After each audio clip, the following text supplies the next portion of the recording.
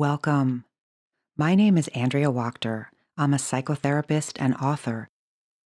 The path that led me to want to help others was rocky and dark, to say the least. I spent many years in the grips of depression, and I know only too well what it's like to live in hopelessness and despair. During my darkest days, I felt very alone, but I know now that I wasn't. Millions of people battle the dark depths of depression every single day. And if you are one of those people, I sincerely hope that this talk will benefit you in some way. Today, I'd like to share 8 tools that can help ease depression. I will be sharing with you all the things that helped me climb out of depression and then became the foundation of the work that I do with others. Of course, like most simple tips, many of these concepts will sound much easier said than done. But since we get better at what we practice, the more you practice, the more they will become your new normal. So let's get started. Tip number 1, retrain your brain. We all have our share of losses and challenges in life. But the main cause of depression is not usually our life circumstances. It's the way we think about and interpret our life circumstances. Unfortunately, when we're depressed, we tend to have a lot of negative beliefs, and we tend to believe our thoughts. When I was struggling with depression, I wholeheartedly believed every thought that popped up on the screen of my mind. My thoughts seemed and felt so true. I even gathered evidence to support them and ignored evidence to the contrary. If I was depressed about being single, my mind only saw happy couples out in the world. My well-worn beliefs refused to allow me to take in that there were millions of single people around me as well, not to mention millions of unhappy couples. If I was struggling with my body image, my mind zeroed in on people I was convinced were confident and comfortable in their bodies, and I was sure that I never would be. It was as if my depressed self was on trial, and my mind was the prosecuting attorney gathering evidence that I was not okay and that everyone else was. Eventually, after lots of help from others and a good dose of willingness from within, I learned that I could take a stand against my internal programs. I learned that I could disagree with my discouraging thoughts and eventually delete them, and you can too. One thing that helped me challenge my depressed convictions and retrain my brain was a little rhyme I would recite when negative thoughts were getting the best of me. It went like this: I have no clue if that's true. So if I caught myself thinking that someone else had a perfect life, I would challenge myself by saying, I have no clue if that's true. If I thought I'd never feel any better than I did, I'd say to myself, I have no clue if that's true. We really can't know anything other than the facts in this very moment. So challenging our pop-up thoughts with a little reality check can really help. We may not have a choice about the automatic thoughts that pop up on our internal screens, but we do have a choice about whether we want to believe them or delete them. Tip number 2, decline depression's suggestions. As a psychotherapist, I often find myself encouraging people to follow their hearts, listen to their feelings, and go with their gut instincts. That is, unless they are depressed. This is because when we're depressed, we're not always in the best position to make wise decisions regarding our self-care. Of course, sometimes we can tell the difference between the voice of depression and our healthy self. But sometimes depression can drown out our wise inner knowing and be mistaken for the truth. When I was depressed, my voice of depression used to convince me to isolate, oversleep, binge eat, starve myself, zone out on TV. use mind-altering substances, or just give up. I remember once when I was in a deep depression, I had plans to meet a friend for dinner and a movie. Well, I called to tell her that I had to cancel because I was really down and I probably wouldn't be very good company anyway. Well, she encouraged me to show up, and she told me that I could be exactly as I was. So, despite my strong desire to isolate, I showed up and I actually ended up feeling uplifted and less depressed than before I went. I did the opposite of what my depression was telling me to do, or in this case, not to do. I learned that when I was depressed and thought I should isolate, I should do exactly the opposite and reach out to a friend. When my voice of depression wanted to watch TV all day, I had to push myself to take a walk, read, or listen to something inspirational. Back then it was self-help cassette tapes. Some of you may remember those. But today we have endless options with blogs, books, podcasts, and of course, Insight Timer. Unfortunately and ironically, depression often zaps the energy and motivation we need to do the very things that will make us feel better. So, learning to do the opposite of what your voice of depression suggests will help you begin to climb out of the pit. Tip number 3, upgrade your mind mood. In my work with clients, I like to teach what I call 3 different mind moods: unkind mind, kind mind, and quiet mind. They're all pretty self-explanatory, but suffice it to say that an unkind mind dishes out negative and critical thoughts. A kind mind is when we're thinking positively or kindly toward ourselves and others. And when we're in a quiet mind mood, we're simply in the present moment and our minds are at peace. So let's say you become aware that your unkind mind has been running the show. Here you are going about your day, and you become aware of thoughts like, why bother? Or things are hopeless. Or I'll always be depressed. Or I'll never be happy. Or everyone else has more, fill in the blank. So now you're at a crossroad. You can keep recycling and believing the thoughts that your unkind mind is dishing out, or you can make a conscious decision to either upgrade your thought to a kinder one or to quiet your mind by turning your attention to something that is actually factually present in the here and now, otherwise known as reality. As you gain more awareness of your depressive thoughts and more willingness to upgrade them, you will start to get some breaks in the regularly played unkind mind programs. Tip number 4, seek safe support. First, let me say what I mean by safe support.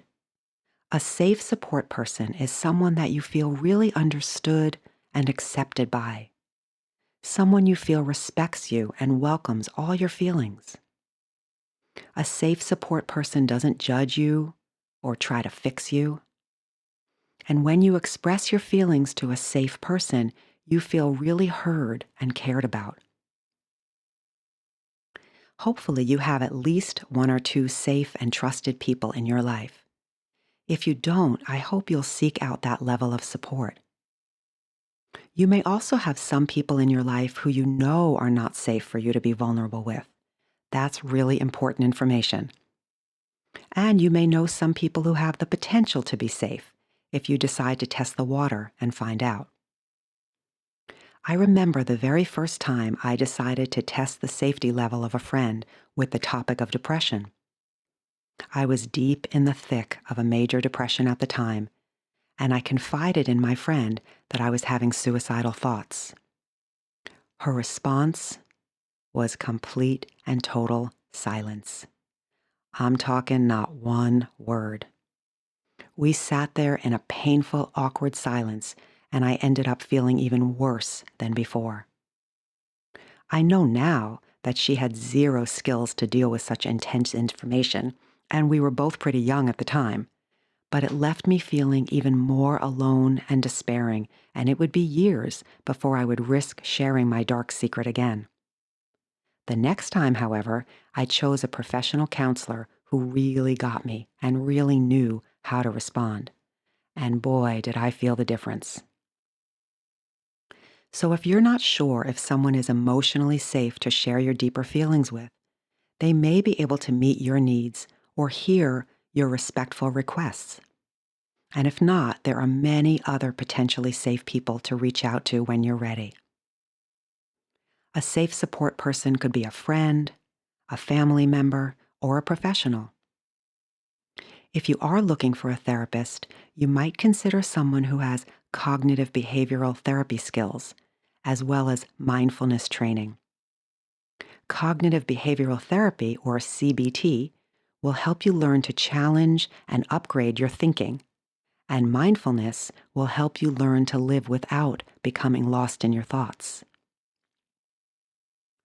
In addition to CBT and mindfulness, there are many other modalities of therapy that can help with depression. Too many for me to list here, but I will say and briefly explain a few of my favorites. IFS, EMDR, EFT, and hypnotherapy. I'll explain them a little bit. IFS stands for Internal Family Systems. It's also known as parts work. IFS holds the view that our minds are made up of different subpersonalities or parts, and an IFS therapist helps people understand and heal their wounded parts.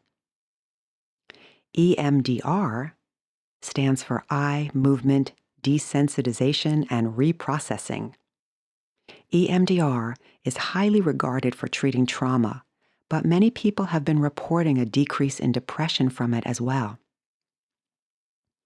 An EMDR therapist will guide you through specific eye movements and other bilateral stimulation that may include gentle tapping or non-invasive movements. EFT, or Emotional Freedom Techniques, is also referred to as tapping or psychological acupressure. EFT is a form of counseling that draws on alternative medicine, including acupuncture, neuro-linguistic programming, and energy medicine. Once someone learns EFT, they can also practice the technique on themselves, which makes it very accessible, not to mention free of charge. And one more I'll mention is hypnotherapy. This is a form of therapy used to deprogram and reprogram the subconscious mind. A hypnotherapist guides people into a deep, relaxed state and then gives suggestions for relaxation and positive changes. So again, those are just a handful of my favorites. There's many more, but it can really help to find a modality and a therapist that fits for you. Hopefully you have some safe people in your life already, and if not, I hope you will seek out loving, compassionate, non-judgmental support, and eventually you can also be that way towards yourself. Tip number 5, change harsh monologues to compassionate dialogues. It's so common for people to be hard on themselves when they are depressed, and yet it's when we're depressed that we most need kindness and compassion. Imagine how you would speak to a child or a dear friend if they were feeling down. Hopefully, you would communicate with them in a very kind and compassionate way. Healing does not come from harshness. If it did, you would probably feel better by now, because I'm guessing you have not spent the majority of your time being compassionate and kind towards your depressed emotions. Sadly, many people with depression spend the majority of their time beating themselves up and then feeling bad about feeling bad. But fortunately, we can turn this pattern around, and every moment we get another chance. Healing begins when we meet our emotions with tenderness and empathy. Let's take a brief look at how to do that. If we break down the word depression, we get depress, pressing down. So often we are taught to depress or press down our emotions, and they end up turning into a big ball of depression. So part of overcoming depression is learning how to identify and express your emotions and receive the compassion you need for them. You may have unresolved feelings that led to developing depression in the first place. You may have emotions about your depression, and you might have feelings as a result of depression. They all need compassion and honoring. And as we learn how to face, feel, and respond to our own emotions in healthy ways, we can free them from our bodies and experience more periods of release and relief. Here's a little exercise you can practice either now or later. You can do this exercise in writing, or in your imagination, or out loud when you have some privacy. Or it might feel better for you to do this exercise with a safe support person. So, if you decide you'd like to try it on your own, you can either do it now along with me and pause the recording as you need to, or you can just listen now and try it later. So, first, you would tune into the sensations or emotions inside of you. You might find sadness, anger, loneliness, fear, or any other emotion. There's no right or wrong.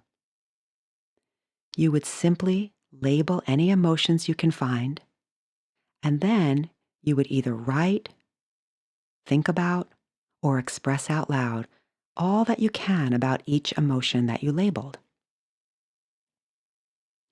Now, this next part is really important. Here is where a depressed monologue gets transformed into a compassionate dialogue. If you're writing, you write back a totally loving, compassionate response, addressing all the feelings you just expressed. If you're doing this internally, you would imagine responding to your feelings in a compassionate, empathic manner and really try to absorb it. If you're doing it privately out loud, you would speak to your feelings in the most kind, tender, compassionate way you can. If you don't have access to that voice yet, you can imagine how a loving, compassionate person or spiritual being might respond. And if you're sharing your emotions with a safe support person, hopefully they will respond compassionately, and you can really try to take in their response. Much like learning a new language, it takes practice to learn how to speak to ourselves kindly. So if this is new to you, keep practicing until you become fluent. Tip number 6, more spirit fillers, less time killers. Very often, the cycle of depression feeds on itself. We feel depressed, so it's really hard to find the motivation and energy to do the uplifting things that have the potential to feed our spirits. Then we feel even more depressed, and so it goes.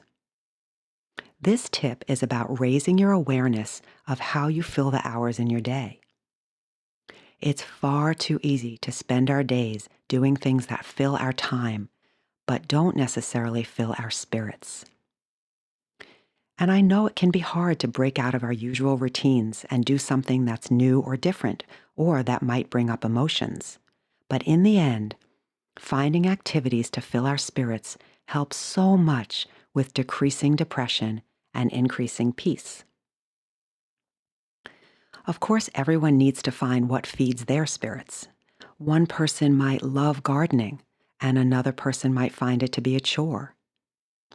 One person might enjoy cooking, and someone else doesn't like cooking at all. It's such an individual exploration. But the bottom line is, if we keep doing what we're doing, we're going to keep getting what we're getting. So if you have been spending a lot of time in negativity, inactivity, or isolation, in order to lift your spirits, you'll need to make some changes. Think about the ways that you spend your time.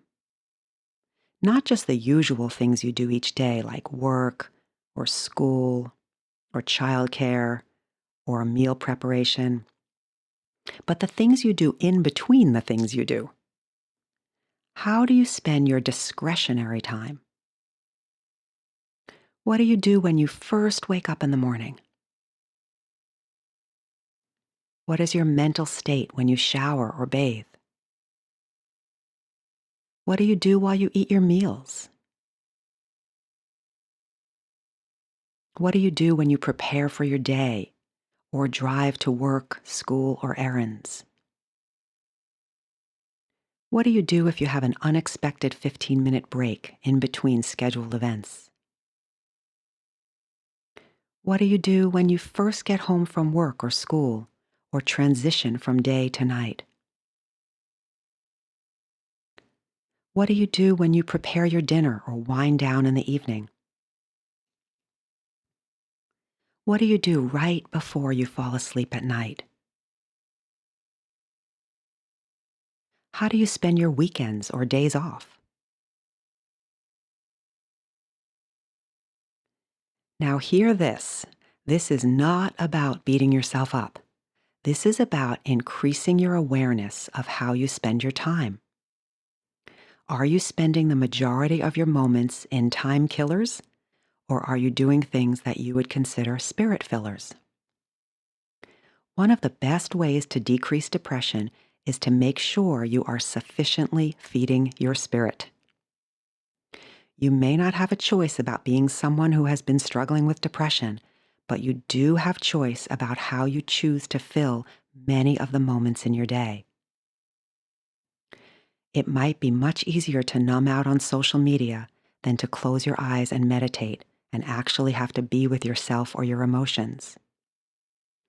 It might be way more tempting to zone out on TV all day, but getting a walk and some fresh air or reaching out to a friend could potentially feed your spirit much more than yet another hour of TV.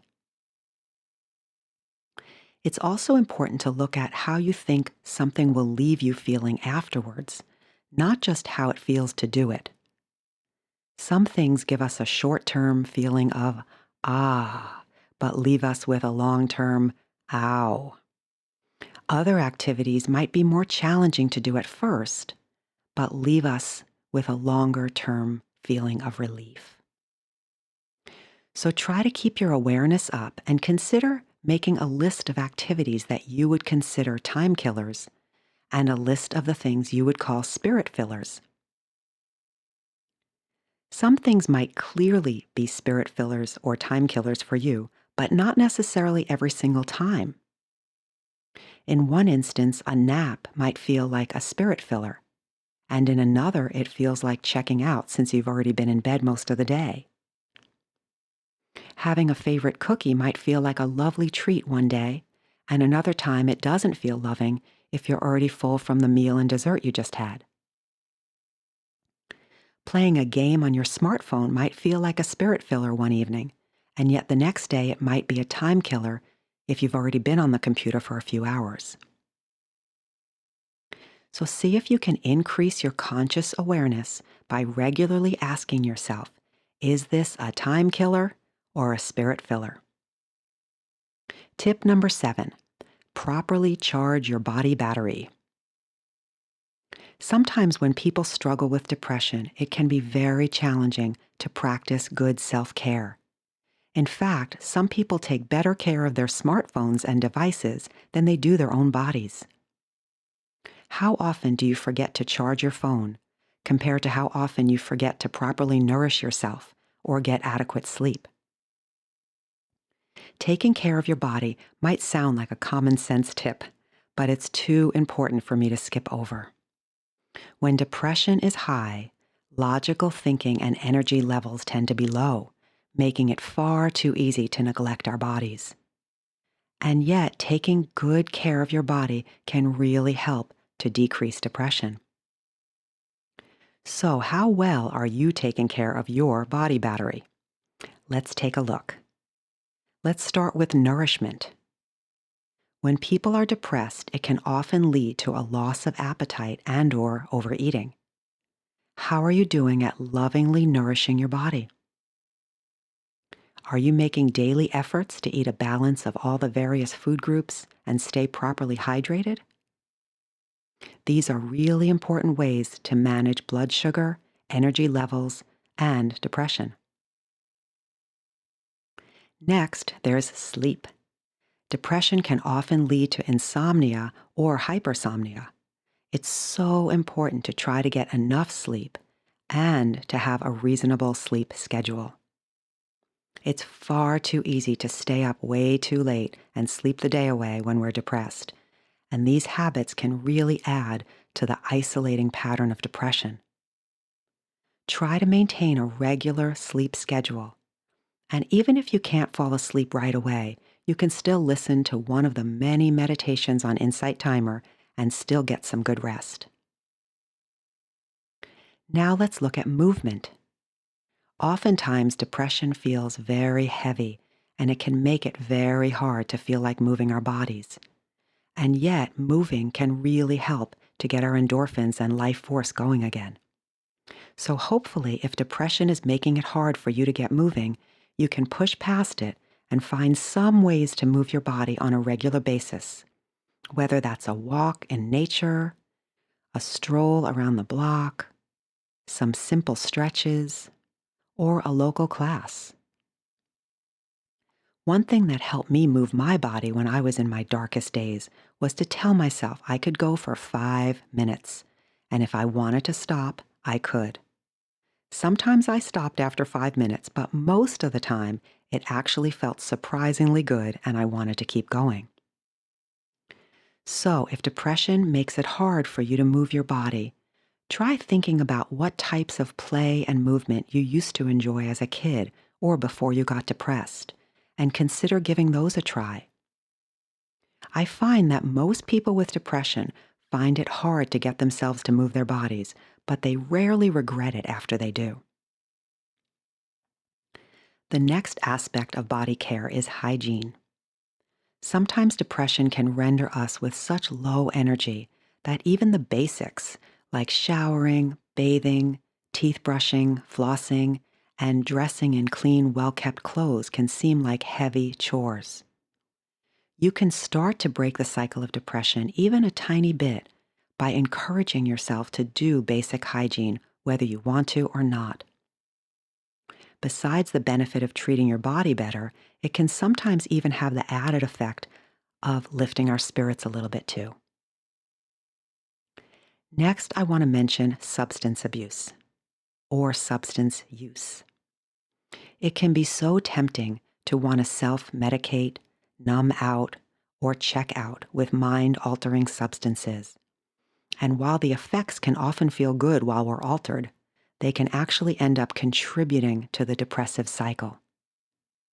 If you are using or abusing drugs, alcohol, cigarettes, or even caffeine, try to be conscious of the effects they may be having on depression and get some help with that. And the final aspect of tending to your body is medical care. Whether you're being treated by a general practitioner, a naturopath, or a functional medicine practitioner, it's so important to have medical care from someone you trust. It can really help to have a full exam, including lab work, to rule out any deficiencies or excesses. Your practitioner may recommend medicine, herbs, supplements, or other modalities that can help ease depression.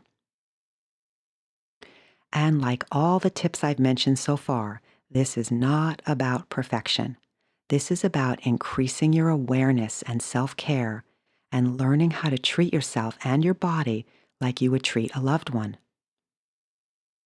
And finally, tip number 8, hang on to hope. Hopelessness is the hallmark of depression and depressive thinking. If you are struggling with depression, it is so tempting to think that this is the way it always will be. But life takes different twists and turns, and we don't get to know what the next chapter in our life will bring if we give up on ourselves. One client of mine suffered with a major depression that largely centered around loneliness and comparing herself to her seemingly happily married friends. Despite my regular reminders that life stories can change, she was convinced that hers never would. But her story did eventually change, and she is now married and enjoying her new chapter in life. Additionally, a few of her seemingly perfect and happy friends, who she used to compare herself to, are now divorced and facing new chapters of their own. The bottom line is that things can change. The voice of depression may try to convince you that they won't, but they can, and they often do. We all experience sad, challenging chapters in our lives, just as we all experience change. And regardless of whether or not our outside circumstances drastically shift, if our minds change, everything can change. This is why some people have very few resources and swear that they are the happiest people on the planet, while others have literal fame and fortune, and yet they struggle with depression and addiction. So, if you are battle-weary from depression, try challenging your next dark thought. Try doing the opposite of what the voice of depression suggests. Try upgrading an unkind mind mood to a kinder, quiet one. Seek out safe support from someone who really understands. Practice compassionate inner dialogues and more spirit fillers than time killers. Make sure you are properly charging your body battery and see how the next chapter unfolds. Thank you for joining me. Take good care.